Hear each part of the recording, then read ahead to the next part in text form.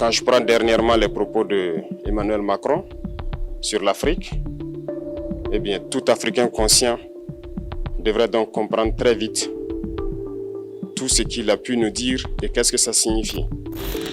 Le chef d'État burkinabé, Ibrahim Traoré, recadre Emmanuel Macron comme il se doit en réponse à son discours lors de la conférence aux ambassadeurs. Un discours où le leader burkinabé aborde des sujets lourds de sens. La relation entre la France et ses anciennes colonies, le rôle des forces françaises en Afrique et l'indépendance militaire et politique du continent africain. Dans cette vidéo, nous analyserons les points essentiels de son intervention. Restez avec nous pour découvrir une vision claire et déterminée de la politique actuelle du Burkina Faso vis-à-vis de la France et des enjeux géopolitiques du continent. Le discours d'Ibrahim Traoré prononcé en réponse à Emmanuel Macron s'attaque de front à la politique française en Afrique, particulièrement en ce qui concerne le rôle des forces militaires françaises sur le continent. Le président burkinabé met en lumière ce qu'il considère comme un double discours de la part de la France, notamment en ce qui concerne la dissolution des bases militaires françaises, qu'il interprète non pas comme un véritable retrait, mais comme un simple changement de stratégie. En effet, selon lui, les forces françaises se réorganisent et continueront d'avoir une présence à travers des sociétés de sécurité et des ambassades. L'un des points majeurs abordés par Ibrahim Traoré concerne les accords coloniaux de défense, qu'il qualifie de verrous pour maintenir l'influence française.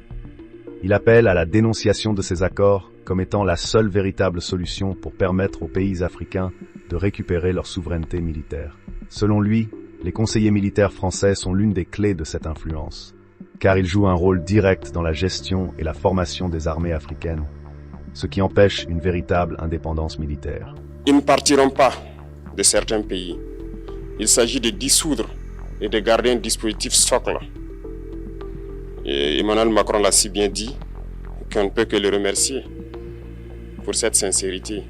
Même si certains ont voulu mettre la poudre aux yeux de leur population, mais la réalité finit par rattraper aussi. Le discours se fait également plus personnel lorsque Traoré évoque les propos d'Emmanuel Macron sur l'ingratitude. Il perçoit ces remarques comme une insulte à l'Afrique et aux Africains, rappelant l'histoire coloniale et l'apport des ancêtres africains à la construction de la France moderne. Il a aussi insulté tous les Africains dans ses propos, là où il parlait d'ingratitude, et que l'ingratitude est une maladie non transmissible aux humains. Lui, il est humain, notre ingratitude n'est pas transmissible à lui. À chaque matin qu'il se réveille et qu'il prie, il devrait aussi prier les Africains. Parce que c'est grâce à nos ancêtres qu'il existe aujourd'hui une France. Il devra nous prier. À ses yeux, nous ne devons pas être des humains, nous sommes plus que des humains.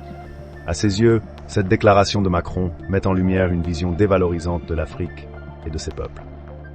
Enfin, Ibrahim Traoré conclut son discours sur une note d'appel à la prise de conscience collective.